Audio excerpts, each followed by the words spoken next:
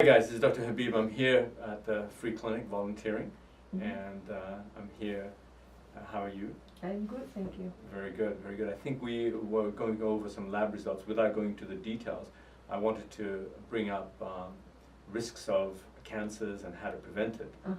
And so when there is testing that tells you that it could be a potential risk, you don't want to just passively wait and wait 6 months for a follow-up test to find what. You want to be actively involved in the direction of your health. So in order to minimize the risks of cancer, what we have to think about is every time your cell divides, it has a choice to divide in the correct way or the wrong way. And when the DNA is strong, we call them telomeres. They sit at the ends of the DNA. If the DNA is big and strong, when your cell divides, it gets repaired in such a way that the division is good. And so every time you have a cell division, that telomere has to get shorter. So when you're young, it's big and you don't get cancers as often. As you get older, cancer risk goes up because the telomere is no longer big enough to repair every cell's division. And if you have a cell that divides in a wrong way, that's called a mutation, and the more of those you have, now you have an environment for cancer. So the question really is that how do we minimize the risks involved with cell division? And meaning that how do you minimize these mutations? One is to keep yourself young, right? Those telomeres, when you're young, it's long. When you're old, it's short. So what you want is long telomeres. So stay young. So we'll talk about that. And one of the best ways to stay young is sleep, eat your fruits and vegetables, exercise, lower your stress. There are many others, but that's a ballpark. Indirectly, what those lifestyles are doing is reducing your oxidation. Oxidation is happening because of infection. Oxidation happens because of radiation. Oxidation happens from smoking. These are things which actually create an environment to damage your cells, allow mutations, right? And so we were talking about, what are the simple steps that you can do to minimize this oxidation? What are the things to stay DNA young? And the number one thing is sleep. Don't damage sleep. There's a problem with us. Right, and that's why I bring it up. Because they don't think that that's something that's a medical treatment plan. But yet that's the number one thing I just said. When you don't sleep, you're going to have more oxidation. When you don't sleep, you're going to put a tremendous stress on every system in the body, the hormonal system, the gut system, and it's a cascade. If only we could visualize all the things that sleep does and all the things that is being damaged when we don't do it, we would change our ways right away. But because you don't see it, it happens slowly. So I'm just going to go over the overview and then the details. Like you said, it's difficult to sleep. Well, each one is an issue that needs to be, you need to spend a good amount of time. And so sleep is the number one thing. The next is, to be DNA young, you got to put the right nutrients. I said fruits and vegetables. So put the right foods in. And don't put the wrong foods in. So we know that burnt fat, like barbecued fat, is carcinogenic. Because I suspect that that extreme heat, by burning the fat, has created oxidation. Right? Okay. So everybody knows about power stations, nuclear power stations, radiation, bad, right? Thyroid cancer, cancer of all kinds. That's because radiation is creating oxidation. So when you're oxidizing, like high heat, when you have olive oil, which is good for you, but raw is good for you. But when you use high heat, you're going to oxidize it. It alters electrons. It's now no longer the same. It's chemically different. And that applies to fats, particularly solid fats, animal fats. So in a way, if you use olive oil to make a fried rice and you put on the stove at a high heat, that's not good. Right. Strictly speaking, raw is best. Olive oil should not be heated super high. It doesn't do very well. But I think you could saute. Saute means short of deep frying, like fried chicken. That's deep frying. Those will be your other oils. Olive oil won't do well with deep frying like that. But yeah, if you deep fry it with olive oil, then it wouldn't be so good for you, really. Because the oxidation, No, one of the oils that does okay with high temperature is avocado oil. So when you're using sunflower oil and canola oil, those on high heat, again, are not good. But avocado oil can tolerate the heat and it doesn't change chemically in the way that you think. Coconut oil is sort of in between. It's a solid fat and it's a kind of a little mixed study, but we suspect that even in high heat, it'll be fairly stable. Do you know about palm oil, very much used in Southeast Asia? I have heard of it, and it'll get a bad rap because the way the palm oil has been processed to create processed food, then it's definitely bad for you. So in this original form, the raw form, probably okay, just like coconut oil, just like olive oil. But once you process it, once you hydrogenate it, once you oxidize it, it's no longer good. You can't see it visually. You can't see oxidation visually. You can smell it sometimes. It's called rancid. Okay. In fact, there's a good side of that story, or a benefit of a side. When you're eating fried food, the smell that you get is from hydrogenation. So when you boil fat, you won't get the same smell because you're not getting the hydrogenation. So in fact, the taste, once the synonym, when something tastes good, it's not good for you. It's exactly right. So when something's sweet, it's not good for you. You're right. If something's bitter, it's good for you. In the same way, when something smells good, like fried chicken, it's bad for you. Because if you boil fat, you won't get the same smell. It's that processing. So it's just an interesting side note. Okay. Is it true to say that boiling and baking is generally better for you than frying? I mean, boiling for sure, and then baking is a little higher heat, and frying is probably the worst thing. Look, it's like anything, moderation. So, I'm not one for extremes and elimination of everything, but you want to minimize it. And when you're frying, don't fry the fats. So when you're frying chicken, don't fry chicken with the fat on it. Maybe fry without the fat on it. So it's the fat that becomes oxidized and somewhat carcinogenic. That's a controversial statement I just said, but I think take it for what it is. This is personal for you, so take it the way you want to take it. Sure. You don't want to believe it? That's fine by me. I believe.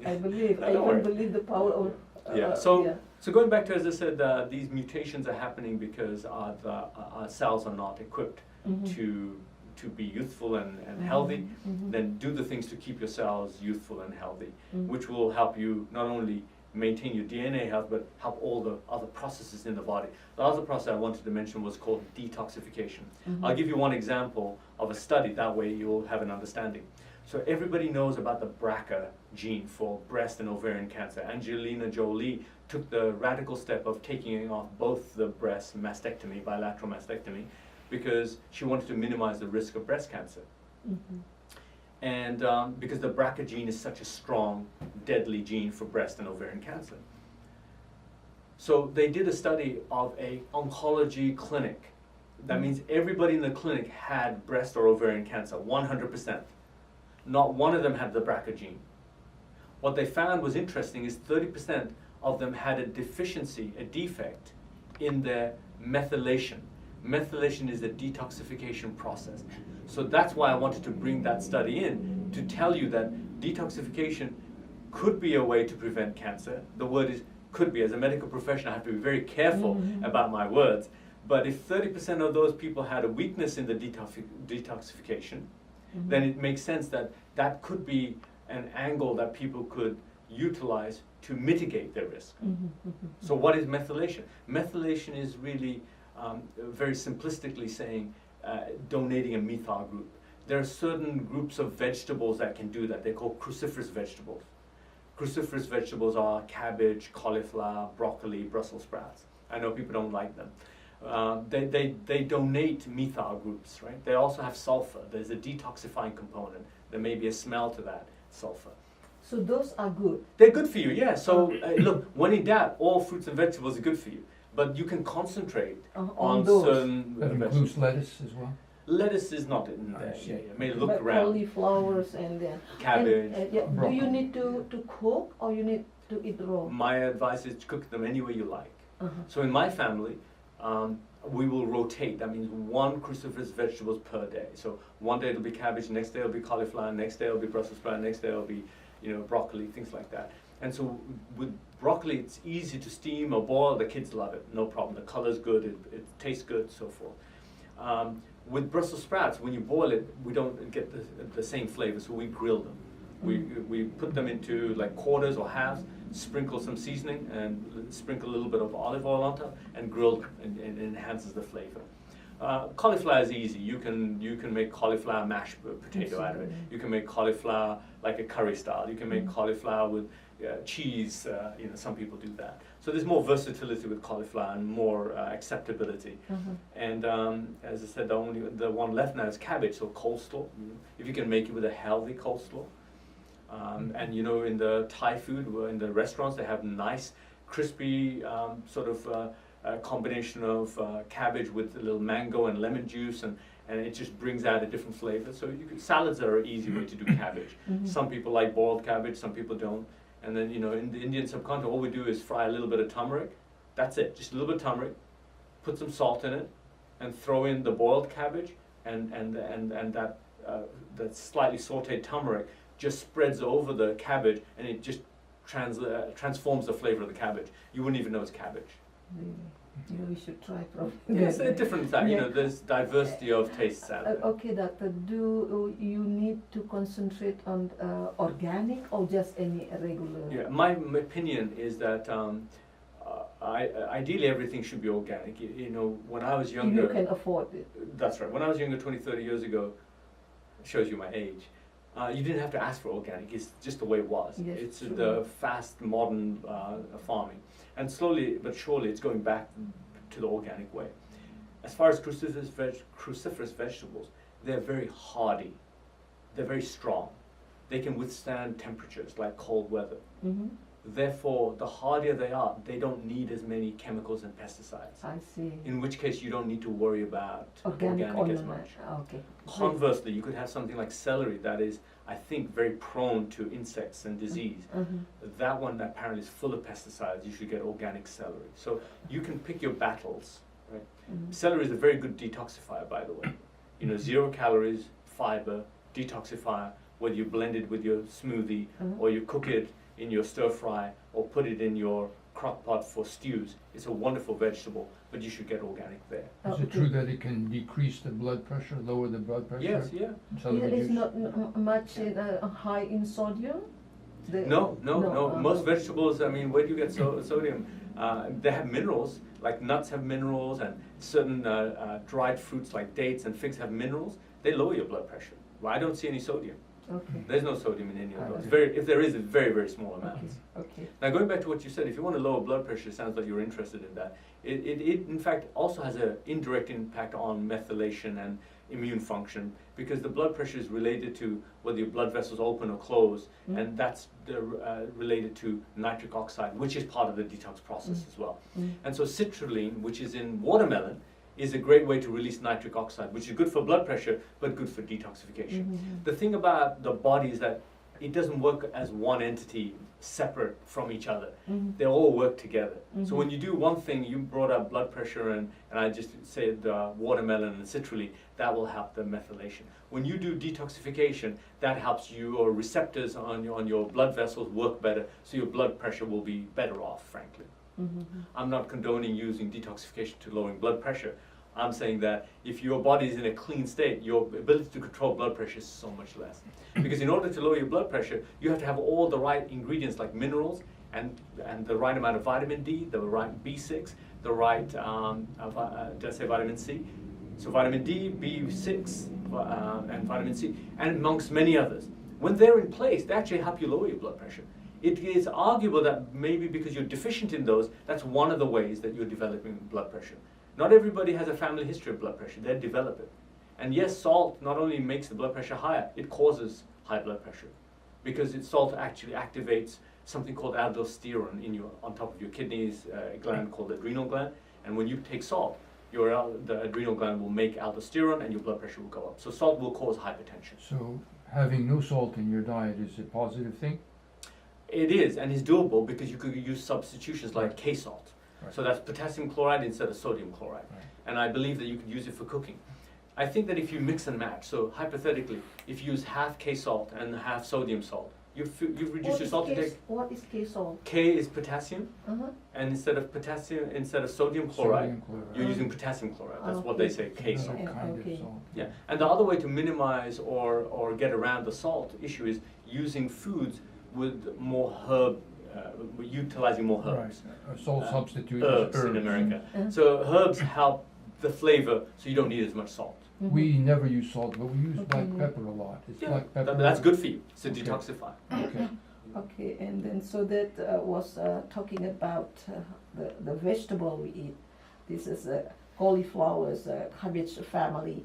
Any other food, the next level of food We can concentrate on other foods, but I think that anything that is raw and natural, like kale, collard green, Swiss chard, spinach, they're all good for you. There is not a vegetable that I'm going to sit here and say is bad for you, unless you're in blood thinning But medicine. those, the first Ones are the major ones. You should incorporate especially them. for me. Yeah. And the beauty of the natural stuff is that it comes in full formula that is fully absorbable. When I give you nutrients to mimic it, I have to be very careful that your body can absorb them. Oh, sure. And that genetically you have all the pathways ready to process them. Because if genetically there is a weakness, I have to be careful of overdoing certain areas. So supplementation, I'm not saying is bad for you, but the food is always the first choice. And supplementation, I'll talk about later on in a minute. But after eating the right foods, and even before that really, is avoid the bad stuff. I told you, the burnt fat, the high heating,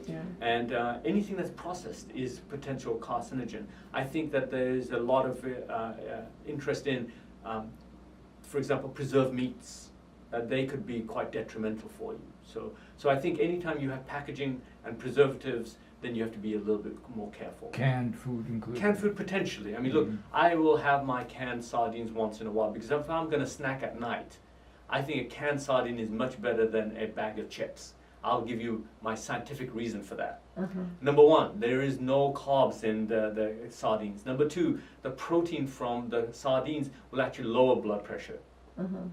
The fats from the sardines is good for my brain. At night, my brain wants fat to use as fuel. Fat makes ketones. It does not want the chips to be converted to sugar to go to my brain. That's why a lot of people wake up in the morning having slept a good hours of sleep, feeling very unrested, because the quality of the sleep is affected by what fuel you give the brain before you go to bed. So if you stop eating many hours beforehand, that's a great thing. Should you snack at night? Snack on nuts, fatty food. So I do that too. Almonds and walnuts are good? Yes, yeah. Or how about peanuts? Just do all nuts. They're apparently all good for you. Even peanuts are good for you. So it's important, because we go back to sleep again. Yeah, We talk about food, now we're talking about sleep. So you don't have to wait till sleep apnea to know there's a problem. You should be able to wake up every day and say, did I have a really good sleep? Do I feel really good? If the answer is yes, you slept well. How many hours is good sleep for That's most the people? next question people ask. So it could be between 6 and 8 hours. The point is that I could have 6 and have great sleep. I could sleep 9 hours and wake up feeling tired. That's not great sleep. Yeah. So sleep is affected by, of course, stress. Sleep is affected by what time you go to bed. Sleep is affected by what you eat, 100%. I see. Particularly think about the fuel you want to give the brain before you go to bed. After you're about 30 years old, your brain wants fat. It wants ketones. When you're younger, the physiology of the brain is different. They're always ready for high metabolism. They're looking for that massive sugar. They can accommodate it. As you become 30 is not even old, then your brain starts to switch. So having food that are high in fats before you go to bed, or not eating at all, is fine, right? So that's the best way. So if you want the best sleep, don't eat several hours beforehand. Drink water beforehand. Doctor, we are big bread eaters. I'm from the Middle East. Usually we eat wheat bread, Arabic style bread and stuff. Sure. And we have toast every day. Yep. Should we be careful about carbohydrates in bread? I mean, just looking at you, you're a slim man, and somebody would just assume that you're fine. It's not about how big you are. I have people who are overweight who are healthy. I have skinny people who are unhealthy. There's a description, it's called skinny fat. Skinny on the outside, but fat on the inside. Sometimes that's called visceral fat. So in other words, not everybody can get away with it. Genetically, you might be able to get away with it, but most people are not going to get away with it. With a lot of with bread. the refined carbohydrates. Primarily because our lifestyle is so different now. We're not working the fields. We're not literally even doing manual work. Only a few percentage of the population is doing that. So most of the time, refined carbs and large amounts are not going to be good, even if you have the genetics to handle it. Some people like myself who have a family history of diabetes and cholesterol and this and that, you can just guess that I can't process carbs so well, and you'd be correct. So during this period, this month, where the consumption of food is limited, it's the best for your health. And when you break your fast, eating the right foods namely the fats is the wonderful way, and proteins. And so I don't even eat any carbohydrates because you will get plenty of fuel from complex carbs, from your beans, all the different Right. types of beans, the yellow, green, red, black. Dal and all of it. And all the times the Dal, lentils, there's yes. brown, there's yellow, Yeah. red, there's so many. Those are your complex carbs. They're also protein. So that's why when you do like mixing and matching and stewing, it's a great way. And then, as I said, protein is fine. You know, you can have wild shrimp, great in omega-3. You can have other types of seafood that are good. I will have lean meat. How about eggs? Eggs, organic eggs, high in omega-3. Okay. Yeah. So So one a day is not too much? look, it may not be too much, but I personally feel that moderation is key. So I will do it maybe 3 times a week. Okay. Yeah. I'll get it from a variety of sources. I'll get it from my avocado one day. I'll get it from my nuts another day, or most days. That's my snack to go to. I'll get it from the organic egg. I'll get it from the lamb or the goat. You see, the lamb and the goat, they're wild. Yes. They're not reared in farms, really, per se. If they're from Australia, New Zealand, there's more sheep and lamb than there are people. There's more green and grass than there are, farms feeding corn. So you're, again, in moderation, because they're very high fatty foods, but they're wild. They're more likely to be natural. So what those animals eat from the grass will be high quality nutrients in their body. So even their fats arguably might have good fats in them. Just like when we eat good fats, our body's healthy. When we eat bad fats, our body's unhealthy.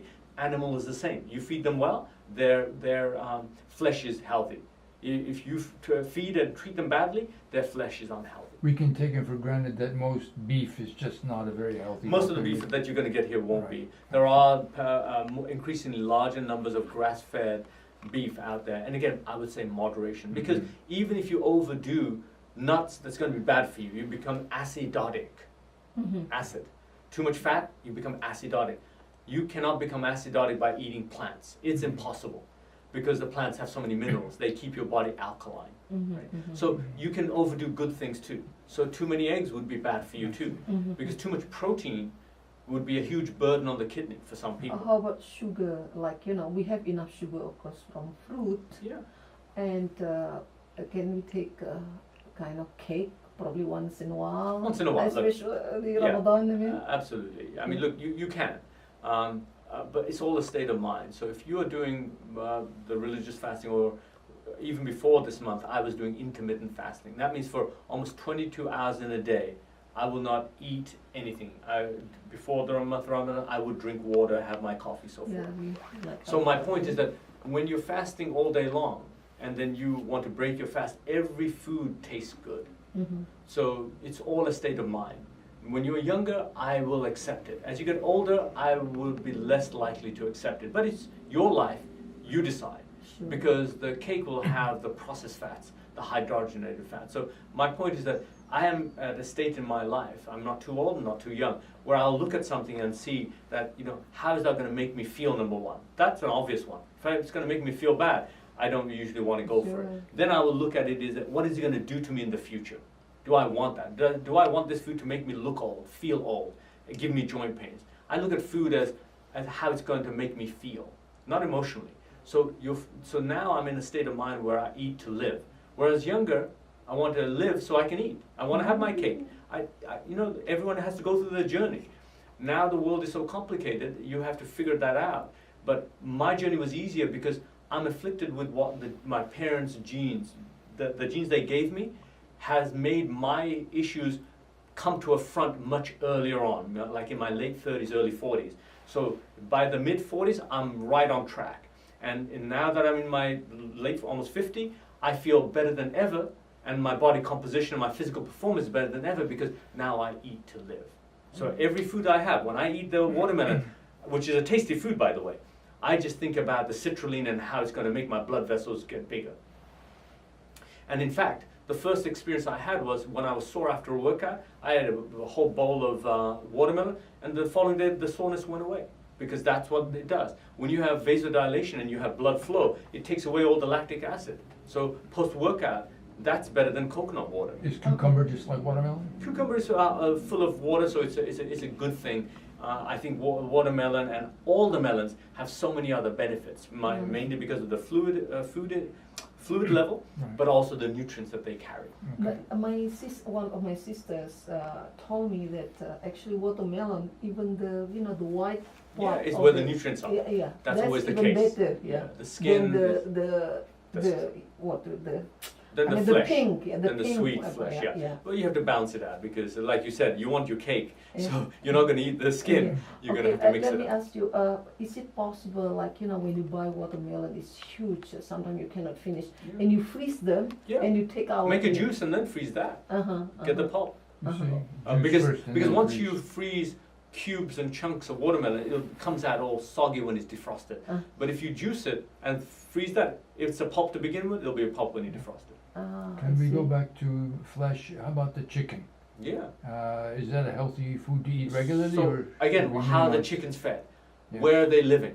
So we if you buy ask them- halal, of course. I don't know Yeah. what. Same what same they're- with me. So I go for the baby chicken. That I visualize the fact that they haven't had many years to absorb all the toxins. You can ask for baby chicken? Yeah, the baby chicken is just smaller and okay. they taste better too. And if you can get organic chicken, that would be the best. So organic means that they're eating seeds and natural products. Right. They're running around. Right. So if you see where the chicken farms are, and I'm sure if I saw it, I would never touch a chicken again. But the more organic and more humane it is, then it's going to be better for you. How about things like potatoes and other forms? Are they considered carbohydrates? Yeah, the white one would be, but the red one wouldn't be. So the Red red one. one would be a root vegetable. I see. Root vegetables are also high in fiber.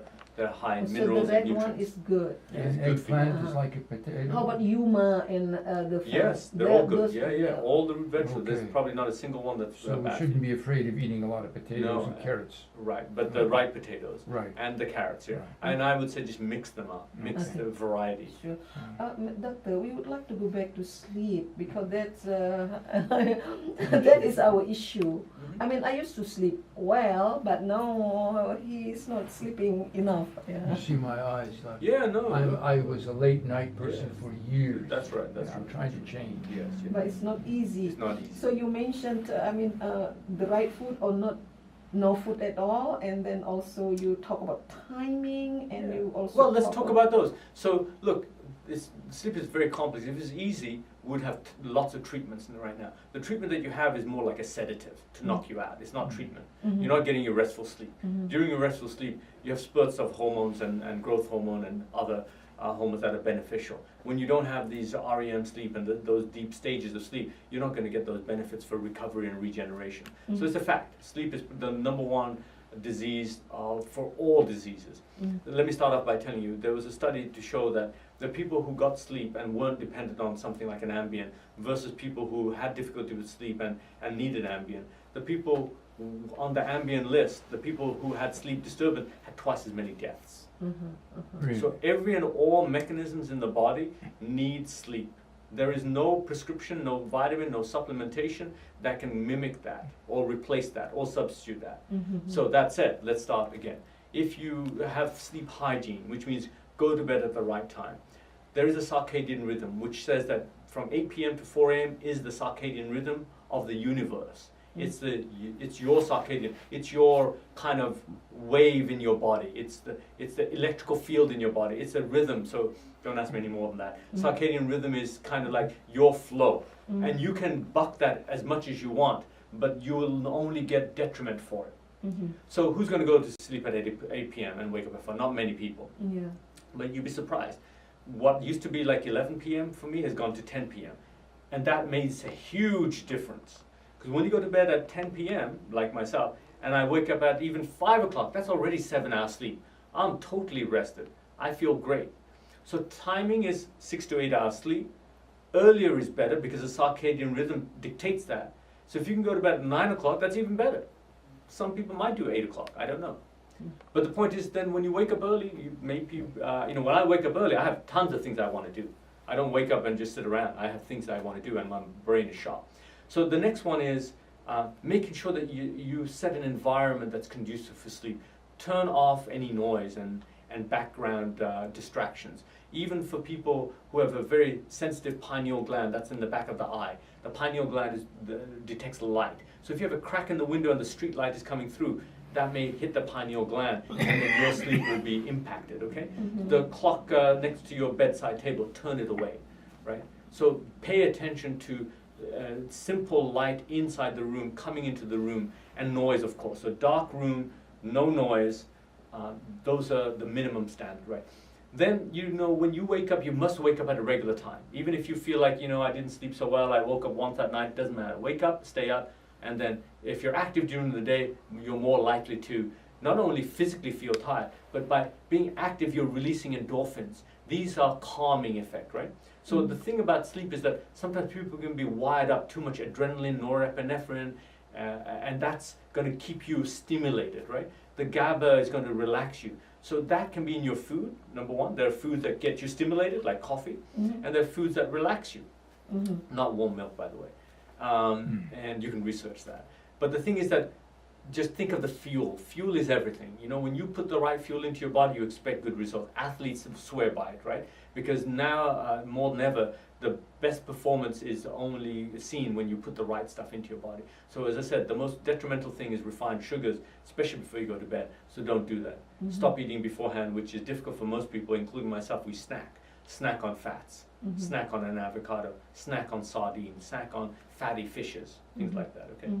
And so if you just tell yourself to go up to bed earlier, and I always say 15 minutes because no one's going to say no. If you say 2 hours, they're going to say no. Even if verbally they don't say no, mentally they'll have said no, right? So you want to give yourself a realistic goal that you can achieve so you can move to the next target. Same with exercise. Somebody says, give me the exercise program. Tell me how long I should exercise, how many times. It's like, how about you just go to the gym for 10 minutes, 3 days a week? But I can do that. I said, why don't you do it, accomplish it, then we'll go to 20 minutes.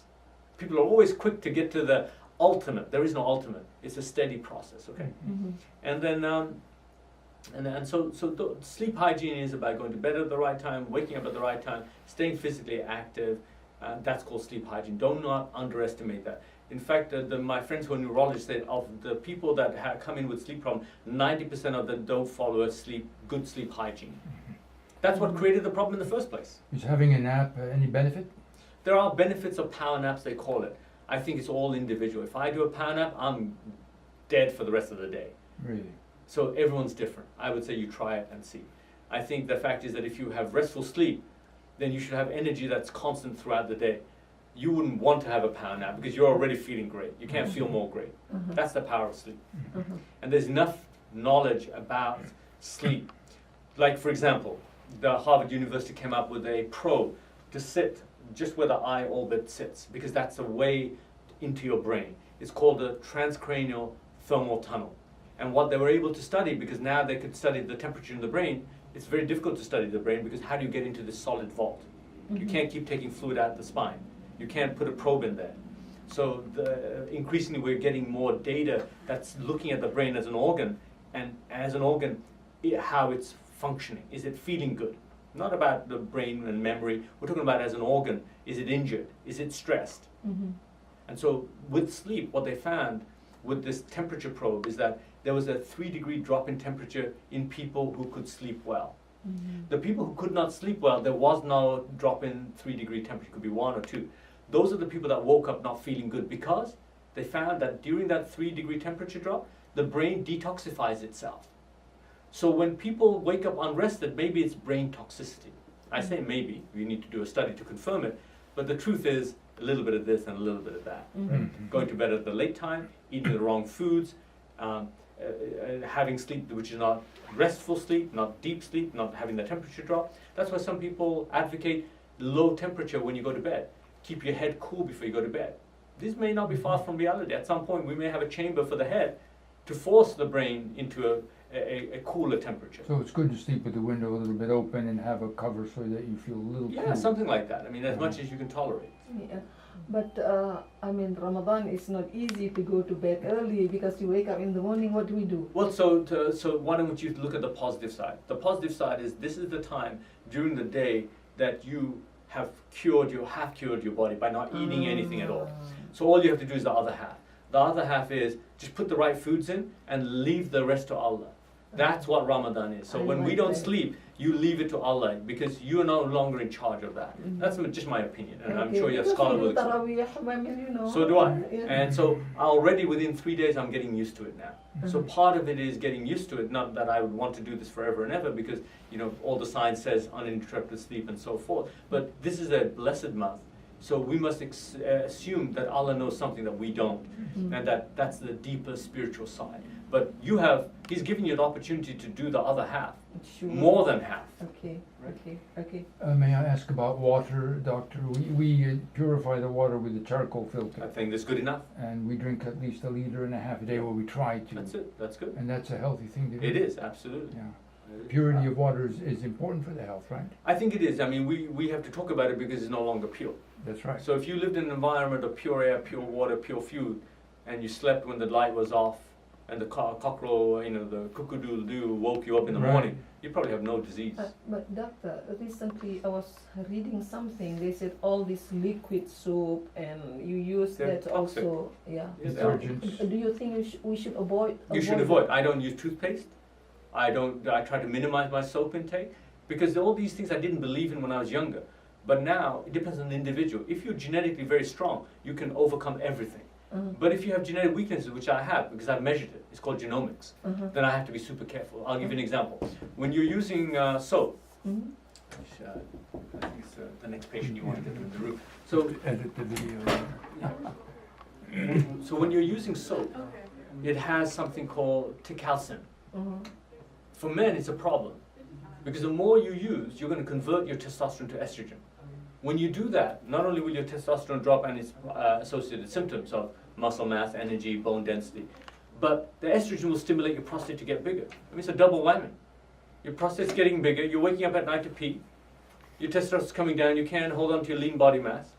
And I can tell you, as I get older, my testosterone hasn't dropped in a decade. It's supposed to drop like 1 to 3% every year. It won't drop if you lead a healthy lifestyle, as I told you. So what do you do to replace the soap to make your skin clean? Well, what's your definition of clean? You're supposed to have microbes on your skin. So if I'm changing my engine oil and I have oil, I'm going to use soap. If I just walk around the house, even when I go to the gym, I'm just going to use water. I'm not going to use soap. A Really? shower with water is cleaning your body. Yeah, it's good enough. It doesn't have to have. So I only use one-time soap just because I want to for shower. But I shower maybe twice in the day because I do it when I wake up in the morning and I want to smell good. But after my gym workout, I just rinse off the sweat. I don't use soap a second time. But like if you go to the bathroom, you don't wash yourself with the soap. Just Only with the if you water. go to the bathroom. And the heavy Yeah, part, we won't talk about that on camera now. Yeah, Okay. of course not. But how about cleaning the dishes with all of this oil and Bad idea. so we don't use it. Dishwasher stuff. Just use hot water in there. Put baking powder in there. Baking powder. Oh, Don't baking be powder. worried about clean. That's part of why the immune system is going where it is, not in a good place. The microbes in your body, in and out of your body, are impacted by all these choices, and that's part of your immune So system baking too. soda is okay. Just water is good enough. So When my so- kids come back from school, just wash your hand with water. They don't So get much of disinfectant. what we do to think that we have a To- clean to- environment and may yet not to- be Yeah, good. those chemicals could stop you from sleeping too, by the way. Really? Perfume, scents, preservatives, these are neuroirritants. So even perfume to spray is no good. Don't for do you. it. I stopped at Airwicks, and we got rid of those years ago. It's toxic. Okay. Okay, thank you so Do much. oils. Doctor. Thank uh, you. Heat Thank of you oils. really for So this is all part of detoxification, as you put Yeah, it. it doesn't have to be this. sleep and food and exercise. Start You said there, it's a there great was, place. There was something else you mentioned. Sleep, food, exercise. What is the fourth one? Well, the other one is supplementation. There are nutrients to specifically engage the liver in detoxification. There are nutrients to help your gut become optimal. Your number one organ for detoxification has got to be your gut. You expel things. How many people have constipation? A lot. How many people have less than perfect bowel function, including myself? There's no such thing as perfect bowel function, not in this day and age. If you live in this environment long enough, there's no such thing as a perfect gut. People just assume that they don't have any symptoms, so they're okay. Lacking bad symptoms is not a gauge of how functional their gut is. So there's many ways to check those things. What's your transit time? When you eat something, does it take 12 to 24 hours to go through, or does it take more time? More is abnormal. Less is also abnormal. It's irritated colon. When it comes out, is it formed? Is it good color, brown? Is it pale? Not good. Is it floaty? Not good. Fatty. Is it sludgy? Not good. So you can look at the form of the stools to give you a clue. Right. When you finish eating, do you feel bloated, gassy? You don't have to wait for acid reflux and burning. That's just one level, 10 levels higher. And when they get the endoscopy and they say it looks okay, of course it's going to look okay, unless you have a big hole in it, or you have a stricture, a tightness. But you can't see the function with a telescope. The function is at the cellular level, it's at the molecular level. And that's dependent on the choices you have to what you eat. And when you process your food, will it go through the gut lining properly? Will your food get absorbed? Do you have the right bacterial flora in your gut? There are many, many moving parts.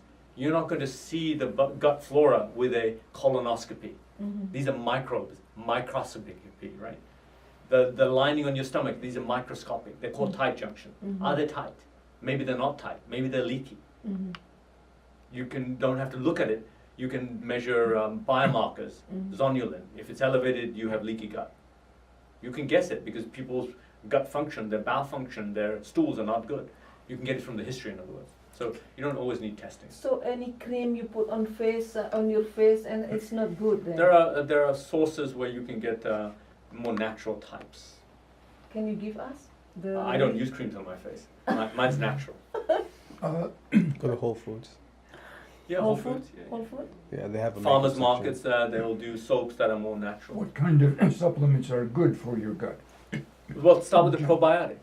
Probiotic. Probiotic is a good way for Probiotic. the gut, yeah. Digestive enzymes before your meal will help process the food. Most people have lacking acid. Without the right acid, then you can't digest the food properly.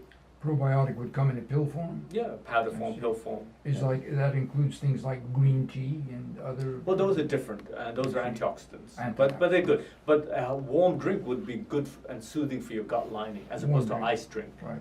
Yeah. We like to make ginger tea That's it. with honey. There's your detoxifier right Yeah, there. And if you're okay. not diabetic, the honey's just fine. Okay.